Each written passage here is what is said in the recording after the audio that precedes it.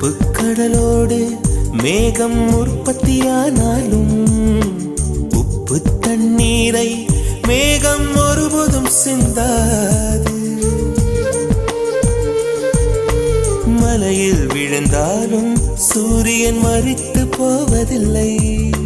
நிலவு கூலியூட்டி தன்னை நீட்டித்துக் கொள்கிறதே. மேகமாய் நானும் மாறேனோ, அதன் மேன்மை குணங்கள் காண்பேனோ. சூரியன் போல